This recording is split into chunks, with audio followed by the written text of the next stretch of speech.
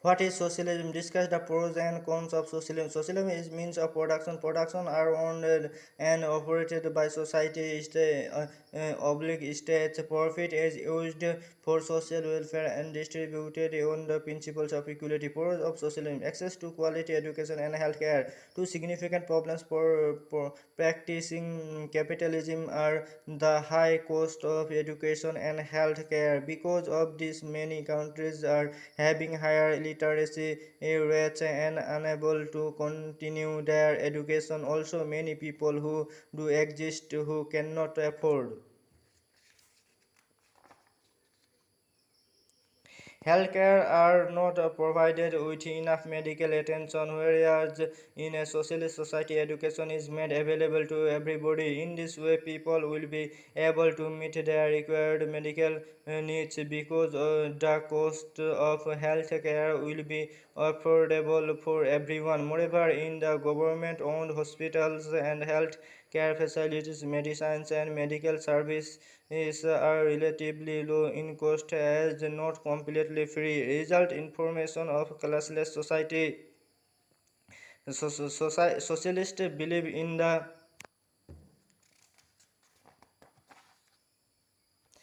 the fact that equality among people in society is important, comprising social class by making people equal to each other. The gap between the poor and the rich will be reduced. Opportunities are made available to every member of the community, regardless of race, color, age, and gender. In this way, a classless society is formed bring balance in wealth and earnings, which the government in control and taking in hold most of the industries like housing, utility companies. Poor members of the society are given access to the basic services. While on the other hand, when it comes to taxes, there is a progressive increase in a socialist society. This means that the higher the income, higher will be with the taxes. With the taxation system, it will be easier for low-income employees to balance their earnings. Similarly, those who earn more and pay higher taxes will still have enough money to spend. Eradication of monopolies in corporations. In a capitalist nation, companies are taken into account privately, unlike capitalist in a socialist country where the government itself monitors contracts and owns companies that offers services like medical institutions and transportation, where many money usually comes from taxes collected by people. This is how prices are regulated and made affordable for people. As in capitalist society, private business owners and suppliers can demand higher prices for all kinds of goods and services provided by them. Reduction in poverty. Welfare state which provides minimum basic income, especially for those who are unemployed, sick, or not able to work, maintains a basic living standard for poor in society, and in this way there will be a significant reduction in poverty. Cons of socialism: there are also many disadvantages of socialism, and too much control is given to the government. Many critics of socialism argue that this idea of allowing the government to control people's lives is not good, such as welfare to live, how much to earn, and what health care take, which the state. On top of such things, people have a leisure options basically on services and commodities.